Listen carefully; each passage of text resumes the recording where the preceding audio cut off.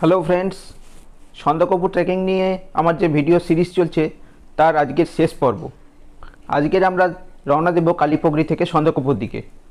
এখন আমরা দাঁড়িয়ে আছি কালীপগড়িতে। আগের দুটো এপিসোডে আমরা দেখেছি কেমনভাবে আমরা গৈরিবাস হয়ে কালীপগড়িতে এসে পৌঁছেছি। তো আজকের সেই দিন উপস্থিত যখন আমরা কালীপগড়ি থেকে রওনা দেব সন্দকপুর উদ্দেশ্যে। বন্ধুরা, আজকের এই ভিডিওটা আমি শেষ করব একদম ট্রেকিং শেষ করে, মানে এখান থেকে আমরা সন্দকপু যাব, আবার সন্দকপু থেকে গুরতুম হয়ে শ্রীখোলা হয়ে এই ভিডিওটি আমি শেষ করব। আর বলে রাখি, আগের এপিসোডগুলো যারা দেখেননি তারা আমার এই ভিডিওতে আই বাটনে ক্লিক করে দেখতে পারেন। আমি এই আই বাটনে সব এপিসোডগুলি দিয়ে দেব। তো বন্ধুরা, চলে যাক সন্দকপুর পথে। আগেই বলেছি এই পথ খুব ভয়ঙ্কর, মানে খুব চড়াই। পারবো কি পারবো না জানি না, তবে মনে কনফিডেন্স নিয়ে এগিয়ে চলবো। তো আপনারাও সঙ্গে থাকুন, ভিডিও লাস্ট পর্যন্ত দেখতে থাকুন। আমরা বেরিয়ে পড়েছি সন্দকপুর পথে।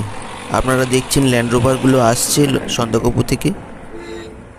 ওই পাহাড়ের মাথায় সন্দকপু। আজকের মোটামুটি 3-3.5 ঘন্টা আমাদের হাঁটতে হবে। দেখুন এই ছোট ঝোড়া অর্থাৎ জলের ধারাটি কেমন জমে গেছে, নিচ পর্যন্ত পুরো জমে গেছে বরফ। তো এগিয়ে চলি আমরা সন্দকপুর দিকে। কালীপগড়ি থেকে আধ ঘন্টা হাঁটার পরে আমরা এই জায়গাটাতে পৌঁছলাম। একটি ছোট পাহাড়ি নেপালি গ্রাম। জায়গাটির নাম বিকে ভঞ্জন। দেখুন চারদিকে একটা ওয়াচ টাওয়ার, এর উপর থেকে দেখা যায়, আর অল্প কিছু ঘরবাড়ি। আমরা কালীপগড়ি থেকে রওনা দিয়েছিলাম 9:45 সময়, আর প্রায় 1 ঘন্টা চলার পরে 10টার সময় আমরা পৌঁছে গেছি বিকে ভঞ্জন বলে একটি জায়গায়। 3280 মিটার উচ্চতায় অবস্থিত ছোট্ট একটি গ্রাম বিকে ভঞ্জন। কালীপগড়ি থেকে বিকে ভঞ্জন তেমন চড়াই নেই, রাস্তা প্রায় সমতল বললেই চলে। এইবার শুরু হবে আসলি খেল। বিকে ভঞ্জন থেকে রাস্তা একদম উঠে গেছে ওপরের দিকে সন্দকপুর দিকে। তো চলুন বন্ধুরা, যাওয়া যাক। এই রাস্তা দিয়ে আমরা উপরের দিকে উঠে চলেছি। রাস্তা যা চড়াই, হাল খারাপ হয়ে গেছে। জ্যাকেট খুলে ফেলেছি, দেখতেই পাচ্ছেন। এবার আমরা একটু বিশ্রাম নিই, আর পাচ্ছি না। দেখুন একবার কি হাল রাস্তার। রাস্তার যা হাল, আর চড়াই রাস্তা, পায়ের অবস্থা একদম খারাপ হয়ে গেছে। কয়েকজন ফিট আমাদের দলের মেম্বাররা তো ওপরের দিকে চলে গেছে। আমি আস্তে আস্তে চলেছি, দেখি কতক্ষণে গিয়ে পৌঁছাই। এক পাহাড় থেকে অন্য পাহাড়ে আমরা হেঁটে চলেছি। পথে এই জায়গাটায় একটু বিশ্রাম নেব। এখানে ছোট ছোট ঝোপ জাতীয় একটা গাছ দেখা যাচ্ছে। এই গাছগুলোতে লাল লাল ফল হয়েছে ছোট ছোট, কিন্তু গাইড বললেন এগুলো বিষাক্ত ফল। এই জায়গায় একটু রেস্ট নিয়ে নিই। চলার পথে মাঝে মাঝেই উঁকি দিচ্ছে সুন্দরী কাঞ্চনজঙ্ঘা, আর মাঝে মাঝে বয়ে আসছে মেঘের সারি।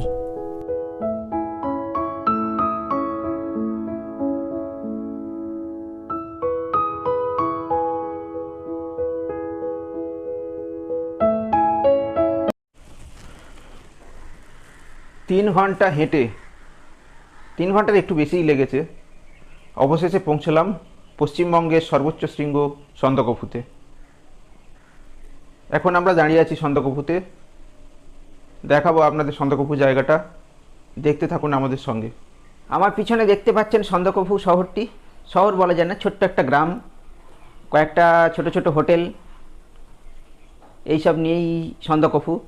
আর পিছনে দেখতে পাচ্ছেন কাঞ্চনজঙ্ঘা এবং আরও কয়েকটি পর্বতশৃঙ্গ নিয়ে গঠিত হয়েছে যে রূপটি, তাকে বলা হয় স্লিপিং বুদ্ধা। সেখানে ভগবান বুদ্ধদেব শান্তিতে ঘুমোচ্ছেন। কী সুন্দর দৃশ্য! এখানে এসে মনটা পুরো ভরে গেছে, খুব ভালো লাগছে আমার। আপনারাও দেখুন কী সুন্দর দৃশ্য। সন্দকপুর পথের ধারে ঝোপঝাড়ের মধ্যে পড়ে আছে অল্প স্বল্প বরফ। হয়তো লাইভ স্নোফল এবারে দেখতে পাবো না, কিন্তু এই অল্প বরফ দেখেই আমাদের মন ভরাতে হবে। তাই বা কম সুন্দর কি? দেখুন কি সুন্দর লাগছে বরফ। জঙ্গলের ভিতরে অল্প স্বল্প বরফ আমরা দেখছি, আর পাইন গাছের ওপর দিয়ে উঁকি দিচ্ছে কাঞ্চনজঙ্ঘা। আমরা এখন হেঁটে বেড়াচ্ছি সন্দকপুতে ঢালাই করা রাস্তা ধরে, আর পথের ধারে কিছু বরফ দেখতে পাচ্ছি, খুব ভালো লাগছে। দুপুরবেলা খাওয়া দাওয়া করে সন্দকপু জায়গাটা একটু ঘুরে দেখছি। আমার পিছনে যে রাস্তাটা চলে গেছে, এই রাস্তা দিয়ে গেলে দুটো বড় হোটেল পড়ে। একটা হোটেলের নাম হোটেল শেরপা চ্যালেট, আর একটা হোটেল নতুন হয়েছে, তার নাম সানরাইজ। দুটোই খুব বিখ্যাত হোটেল, প্রাইভেট হোটেল। আমরা আছি সন্দকপুর ট্রেকার্স হাটে, কিন্তু বেশিরভাগ মানুষজনই যারা ফ্যামিলি নিয়ে আসেন এই প্রাইভেট হোটেলগুলোর উপরেই ভরসা করেন। সন্দকপুতে সানরাইজ এবং শেরপা চ্যালেট ছাড়াও আরও গোটা 10 হোটেল আছে। আর আছে ট্রেকার্স হাট। ট্রেকার্স হাটের বুকিং আমাদের কলকাতার সল্টলেক থেকে হয়। ঢালাই রাস্তায় সানরাইজ শেরপা চ্যালেট হোটেলের উল্টো দিকটাতে সন্দকপুর ভিউ দেখা যায়, খুব সুন্দর। বোর্ডটিতে লেখা আছে সিঙ্গালীলা পার্কে আপনি শুধু পদচিহ্ন রেখে যান আর নিয়ে যান সুন্দর স্মৃতি। আর পাশে ডাস্টবিনে রেড পান্ডাতে লেখা আছে সেভ মাই হ্যাবিটেট। আজ ট্রেকিং করে এসে খুব ক্লান্ত লাগছে, আর ভালো লাগছে না। এবার হোটেলে গিয়ে রেস্ট নিই, আবার বাকি কথা কাল হবে। গুড মর্নিং বন্ধুরা, সকাল সকাল উঠে পড়েছি। আর আমি দাঁড়িয়ে আছি 3686 মিটার উচ্চতায় পশ্চিমবঙ্গের সর্বোচ্চ শৃঙ্গ সন্দকপুতে। এখন সানরাইজ হচ্ছে, আর ঠান্ডা আর বলবেন না, -6 ডিগ্রি সেন্টিগ্রেড। পুরো শরীর ঠান্ডা হয়ে গেছে, আর ভালো করে কথা বলতে পারছি না। তো দেখুন সানরাইজ আমার সঙ্গে, খুব সুন্দর দৃশ্য, দেখতে থাকুন সানরাইজ। সন্দকপু থেকে খুব সুন্দর সানরাইজ দেখা যায়। আর যদি সানসেট দেখতে চান, আল বলে একটা জায়গা আছে সন্দকপু থেকে 1.5 কিলোমিটার দূরে।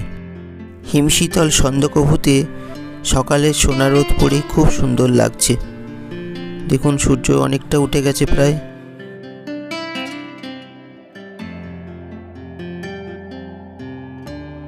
এই হলো কাঞ্চনজঙ্ঘা। আর বাঁদিকে আরেকটু দূরে এভারেস্টও দেখা যায়, দেখুন খুব ছোট্ট করে দেখা যাচ্ছে। আর এই দিকে সানরাইজ শেরপা চ্যালেট হোটেল। দেখুন সকাল 6:45টার সময় -6 ডিগ্রি সেন্টিগ্রেড তাপমাত্রা। সানরাইজ হোটেল বিখ্যাত। সানরাইজ হোটেলের ডাইনিং স্পেসটা খুব সুন্দর। এখানে বসে খেতে খেতেই আপনি এনজয় করতে পারেন কাঞ্চনজঙ্ঘার সৌন্দর্য। তো বন্ধুরা, সন্দকপু ভ্রমণের শেষ দিকে এসে পৌঁছেছি। এবার আমরা নেমে যাব সন্দকপু থেকে নিচের দিকে, গুরদুম হয়ে শ্রীখোলার দিকে। তবে ভিডিও ছেড়ে এখনই যাবেন না, খুব সুন্দর দৃশ্য, জঙ্গলের ভিতর দিয়ে যাব, নদী আছে, সুন্দর দৃশ্য, দেখতে থাকুন। আমরা এবার যাব নিচের দিকে।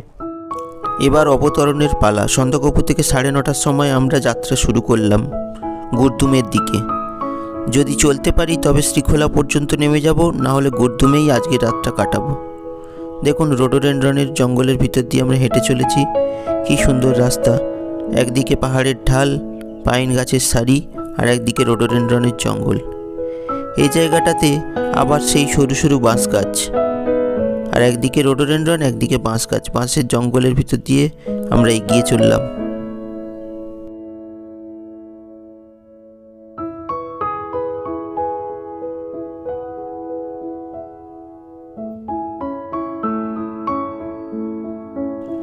পাহাড়, জঙ্গল, এইসব প্রকৃতির অপরূপ সৌন্দর্য উপভোগ করতে গেলে ট্রেকিংয়ের কোনো বিকল্প নেই।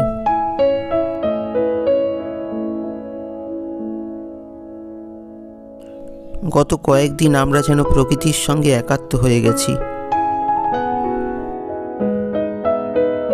সন্দকপু থেকে গুরদুমের রাস্তাটা শুধু নামতেই থাকবেন আর নামতেই থাকবেন। পায়ের পেশিতে অল্প অল্প টান ধরবে ধীরে ধীরে।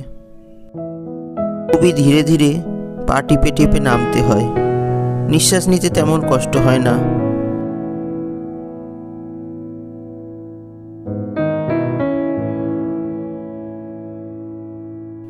তিন ঘন্টার একটু বেশি হেঁটে অবশেষে গুরদুমের দেখা পেলাম। নিচে ছোট্ট একটি গ্রাম গুরদুম। ঢুকে পড়েছি আমরা ছোট্ট সুন্দর পাহাড়ি গ্রাম গুরদুমতে। সন্দকপু থেকে নামার সময় এই গুরদুম গ্রামটি পড়ে। এখানেও আপনারা নাইট স্টে করতে পারেন। অনেক ছোট ছোট হোমস্টে আছে। সন্দকপু ট্রেকিংয়ে আমরা যতগুলো গ্রাম দেখেছি তার মধ্যে এই গুরদুম গ্রামের শোভা আমাকে মুগ্ধ করেছে। অবশেষে একটি হোমস্টেতে এসে আমরা আজকের দুপুরের লাঞ্চটা সারছি। কি সুন্দর ফুলে ফুলে সাজানো হোমস্টে। হিমালয়ের এই ছোট্ট ছোট্ট ঘরগুলি আমাকে সবসময় মুগ্ধ করে। দেখুন কেমন সুন্দর ফুল দিয়ে সাজানো ঘর। এইরকম ছোট্ট একটা ঘর যদি আমি পেতাম তবে খুবই ভালো লাগতো।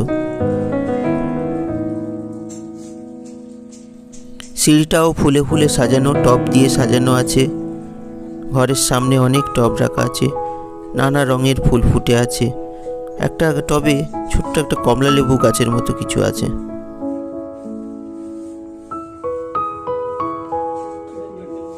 ঘরের পাশ দিয়েই পাহাড়ি রাস্তা, ওই দিক দিয়ে আমরা এসেছিলাম আর নেমে যাব আমরা এই দিক দিয়ে। আপনি যদি পাহাড় ভালোবাসেন, এই গুরদুম গ্রামের শোভা আপনাকে মুগ্ধ করবেই। চারদিকে হিমালয় পর্বতমালার সবুজ পাহাড়ের শ্রেণী। এই আমাদের লাঞ্চের দৃশ্য। গুরদুমতে লাঞ্চ করে আমরা একটু রেস্ট নিয়েছি, তারপর আর একটু নিচের দিকে এগিয়ে যাব। গুরদুমতে না থেকে নিচের দিকে আমরা একটা সুন্দর ছোট্ট জায়গা আছে পাহাড়ি গ্রাম টিম্বুরে বলে, সেখানে থাকব। সেখানে থাকার কারণটি হলো তার পাশ দিয়েই বয়ে চলেছে সুন্দর একটি পাহাড়ি নদী, তাই জায়গাটি সৌন্দর্য খুব ভালোও হবে আর নদীর ধারে একটু এনজয়ও করা যাবে। তো চলুন যাওয়া যাক আর একটু নিচে, গুরদুম থেকে নিচে টিম্বুরে বলে গ্রামের দিকে। গুরদুম পেরিয়ে কিছুটা হাঁটার পরেই নদীর কলকল শব্দ কানে এলো। নিচে দিয়েই বয়ে চলেছে ছোট্ট একটি পাহাড়ি নদী। চলুন আমরা হেঁটে নামি নদীর দিকে। পাহাড়ি নদী বরাবরই আমাকে আকর্ষণ করে। একটা নদী বা ঝর্ণা পাহাড়ের সৌন্দর্যকে বহুগুণে বাড়িয়ে তোলে।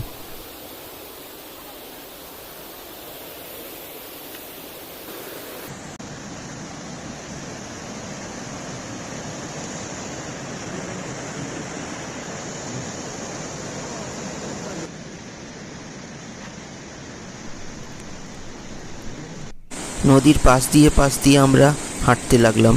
মনটা খুবই ভালো লাগছে, সমস্ত ক্লান্তি ভুলে গেছি। নদীর পাশ দিয়ে হাঁটতে খুবই ভালো লাগছে।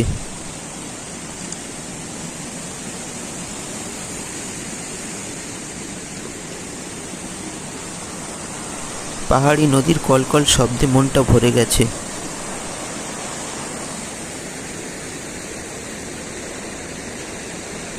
একদিকে নদী আর একদিকে জঙ্গল, এই নিয়ে আমরা এগিয়ে চললাম টিম্বুরের দিকে।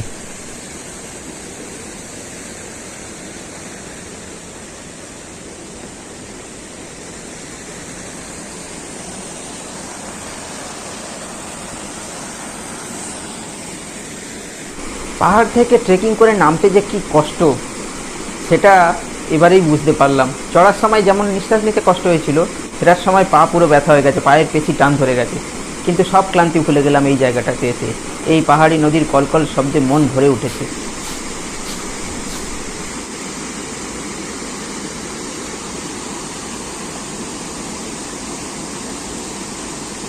বন্ধুরা, আমরা এসে পৌঁছে গেছি টিম্বুরে বলে একটি গ্রামতে। আমার দুই ধারে দেখছেন মটরশুঁটির ক্ষেত, কি সুন্দর জায়গা, আর পাশ দিয়ে বয়ে চলেছে ছোট্ট একটি পাহাড়ি নদী। দেখতে থাকুন আমার সঙ্গে এই জায়গার সৌন্দর্য। এই গ্রামের নাম টিম্বুরে। মটরশুঁটি এখানকার মানুষের প্রধান উৎপাদিত ফসল। এটা একটা হোমস্টে, তবে আমরা এখানে থাকবো না। আমরা ওই সামনের রাস্তা দিয়ে একটু নিচের দিকে চলে যাব।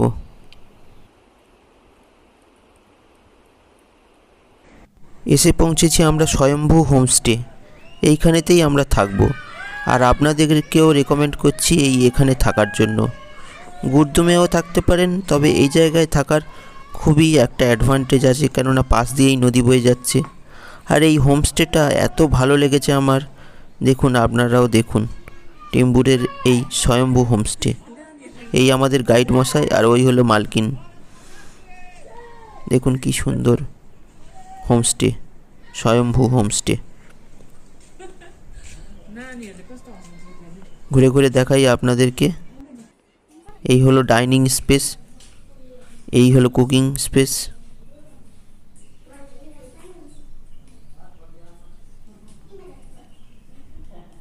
এই জায়গা হাইলি রেকমেন্ডেড।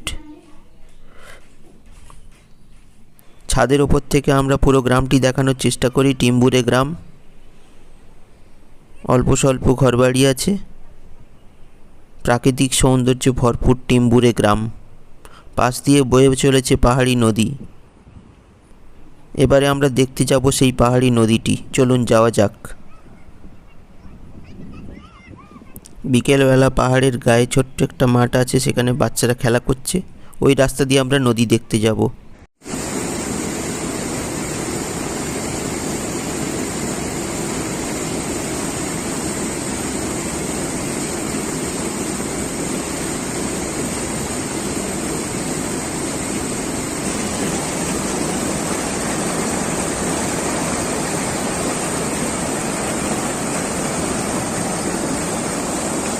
গ্রামের পাশ দিয়ে বয়ে চলা এই নদীটি টিম্বুরের সৌন্দর্যকে বহুগুণে বাড়িয়ে দেয়। গুড মর্নিং বন্ধুরা, আজ আমাদের ভ্রমণের শেষ দিন। সকালবেলা আমরা টিম্বুরে গ্রামটা ঘুরে দেখাচ্ছি আপনাদেরকে। ফুলে ফুলে সাজানো টিম্বুরে গ্রাম। দেখুন লাল লাল ফুল ফুটেছে, আর ওপরে টমেটোর মতো কিছু একটা গাছ আছে। লোকাল পাবলিক বলছে এটা টমেটো গাছ। দেখুন ফুলে ফুলে সাজানো টিম্বুরে গ্রাম। এগুলো নানা রকম হোমস্টে। একটা বিড়াল রোদ পোয়াচ্ছে, আমাকে দেখেই ছুট মারলো। উপরে উঠে এখানে কিছু চড়তেন আছে, ভগবানের আরাধনা করেন এখানে গ্রামবাসীরা। টিম্বুরে থেকে আমরা সকাল 10:30টার দিকে রওনা দিয়েছি শ্রীখোলার উদ্দেশ্যে। পায়ের পেশিতে ক্র্যাম্প হয়ে গেছে, খুঁড়িয়ে খুঁড়িয়ে পথ চলছি। পথের ওপর দিয়ে বয়ে চলেছে ছোট্ট একটি জলের ধারা।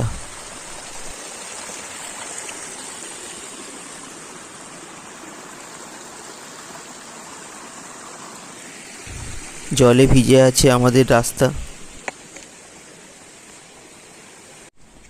প্রায় 45-50 মিনিট হাঁটার পরে আমরা পাকা রাস্তা দেখতে পেলাম, গাড়ির রাস্তা। এইটা হলো আপার শ্রীখোলা, বয়ে চলেছে শ্রীখোলা নদী। আমরা এগিয়ে যাই শ্রীখোলার দিকে।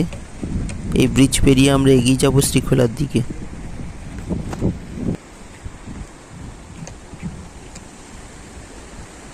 বন্ধুরা, আমার সন্ধ্যাকপু ভ্রমণের বা ট্রেকিংয়ের শেষ দিন, শেষ পর্যায়ে এসে গেছি। আমরা এসে গেছি শ্রীখোলা। অনেক ক্লান্তি, অনেক অভিজ্ঞতা, অনেক পাহাড়ি সৌন্দর্য দেখে মনকে শান্তি দিয়ে ঘরে ফিরছি। শেষ কয়েকদিন আমি আপনাদেরকে ঘুরে ঘুরে দেখানোর চেষ্টা করেছি এই সন্ধ্যাকপুর ভ্রমণ পথের যে অপরিসীম সৌন্দর্য। আপনারা আমার সঙ্গে দেখেছেন, বা যদি আমার অন্য এপিসোডগুলো না দেখে থাকেন আই বাটনে ক্লিক করে দেখে নেবেন, খুব ভালো লাগবে। আপনারাও আসুন সন্ধ্যাকপু বলে এই জায়গাটিতে। এই জায়গা খুব সুন্দর। তো দেখতে থাকুন শ্রীখোলার নদীর সৌন্দর্য। আর এখান থেকে আমরা গাড়ি ধরে নিউ জলপাইগুড়ির উদ্দেশ্যে রওনা দেব। আবার সেই একই রকম জীবন, একই রকম কর্ম। মনে রয়ে গেল এই পাহাড়ের কিছু অভিজ্ঞতা আর অপরিসীম সৌন্দর্য।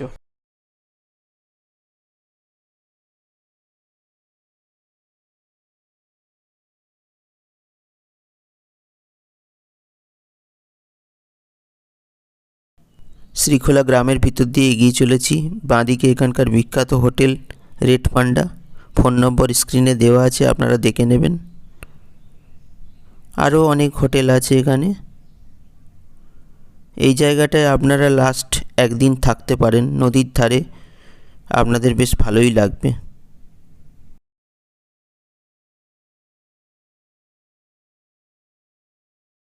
এই হলো শ্রীখোলা বীচ, আমাদের ট্রেকিংয়ের শেষ পয়েন্ট।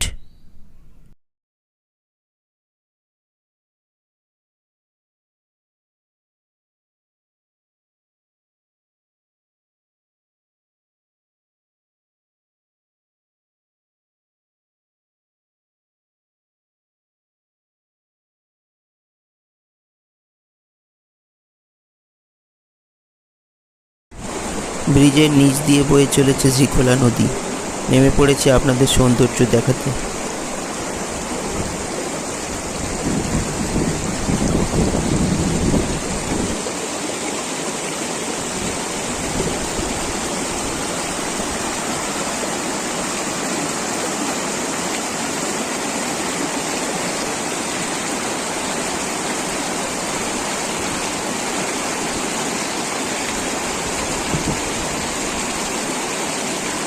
তিনটি এপিসোডে আমি সন্ধ্যাকপু ভ্রমণটিকে দেখানোর চেষ্টা করেছি। আপনাদের যদি তিনটি এপিসোড দেখে ভালো লাগে তবে আমার চ্যানেলটিকে সাবস্ক্রাইব করবেন, তবেই না আমি নতুন নতুন জায়গা ঘুরে দেখে আপনাদেরকে দেখাতে পারবো। তো আমাকে উৎসাহিত করুন সাবস্ক্রাইব করে চ্যানেলটি, আর শেয়ার করবেন বন্ধুদের সঙ্গে, এই অনুরোধ রইল। নমস্কার।